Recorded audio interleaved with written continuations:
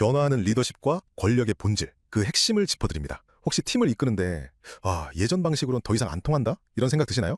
조셉 나이의 통찰을 바탕으로 현대사회에서 진짜 힘이 뭔지, 그게 어떻게 작동하는지 한번 들여다보죠. 자, 첫 번째는요. 바로 하드파워의 시대는 이제 끝났다는 겁니다. 하드파워가 뭐냐면 강압적인 지시나 물질적인 보상 같은 걸로 상대를 움직이는 그런 전통적인 힘이 있잖아요. 근데 이게 더는 직원들의 자발적인 동의를 이끌어내지 못하고요. 요즘 같은 SNS 시대에는 오히려 기업 이미지에 독이 될 수도 있는 거죠. 두 번째, 그럼 대안은 뭐냐? 바로 소프트 파워의 부상입니다.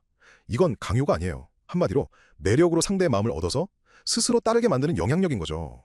이게 바로 현대 조직 문화에서 진짜 영향력을 발휘하는 새로운 리더의 핵심 무기라고 할 수 있어요. 자, 마지막으로 가장 중요한 건데요.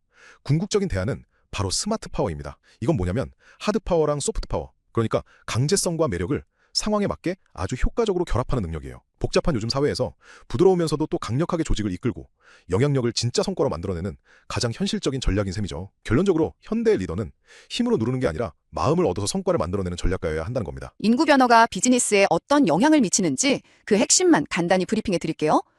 요즘에 직원 뽑기도 너무 어렵고 신제품을 내도 예전만큼 반응이 없어서 내가 뭘 잘못하고 있나? 이런 생각 드시죠? 근데요, 그게 경영 능력이 부족해서가 아니라는 거예요. 사실은 우리가 비즈니스를 하는 이 시장, 이 판 자체가 지금 통째로 바뀌고 있다는 거죠. 이 자료는 바로 그 이유를 다른 거 다 빼고 오직 인구 데이터로만 딱 보여줍니다.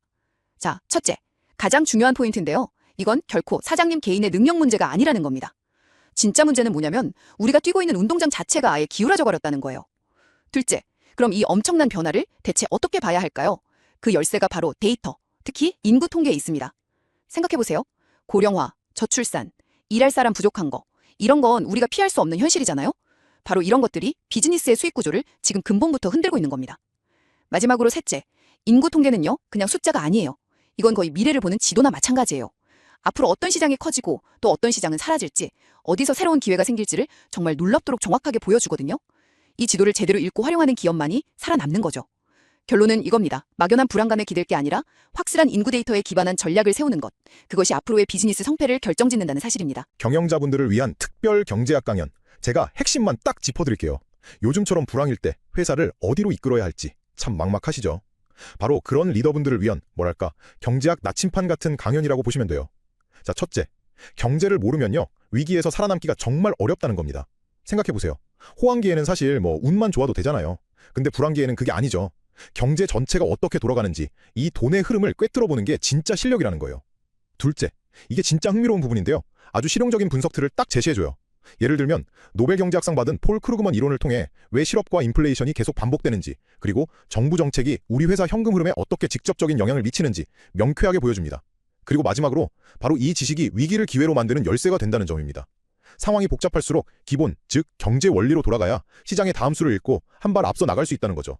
요컨대 이 강연은요, 그냥 어려운 이론이 아니라 당장 비즈니스에 써먹을 수 있는 경제적 무기를 손에 쥐어주는 셈입니다. 무역전쟁의 역사에서 배우는 오늘날의 생존 전략, 그 핵심만 딱 짚어드릴게요. 요즘 수출길은 꽉 막힌 것 같고 원자재 가격은 왜 이렇게 오르기만 하는지 답답하시죠? 이게 그냥 운이 나빠서 그런 게 아니에요. 사실 우린 지금 총성 없는 전쟁, 바로 무역전쟁 한가운데 서 있는 거거든요. 그리고 그 해법을 놀랍게도 바로 역사에서 찾을 수 있습니다.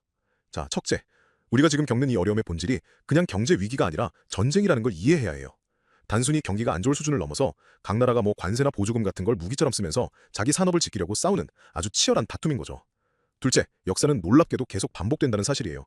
생각해보세요. 옛날에 로마가 이집트 곡물에만 의존하다가 식량 안보가 크게 흔들렸거든요. 지금 우리가 특정 나라의 반도체나 희귀광물에 기대는 것도 사실 똑같은 위험을 안고 있는 거예요. 왜냐면 이 핵심 자원을 무기로 삼는 전략은 예나 지금이나 변한 게 없으니까요. 마지막으로 바로 이 역사가 우리에겐 정말 강력한 방패가 되어준다는 겁니다. 요즘 미국의 인플레이션 감축법 IRA처럼 대놓고 보호무역주의를 내세우잖아요. 이럴 때 과거의 교훈을 아는 기업은요, 남들이 전부 위기다 하고 호둥댈 때 오히려 그걸 기회로 삼아서 새로운 시장을 뚫고 나갈 수 있다는 거죠. 결국 마치 장수가 지난 전투 기록을 복귀하듯이 무역전쟁의 역사를 이해하는 것, 이게 바로 오늘날의 경제전쟁터에서 살아남고 더 나아가 승리하는 핵심 열쇠가 될 겁니다.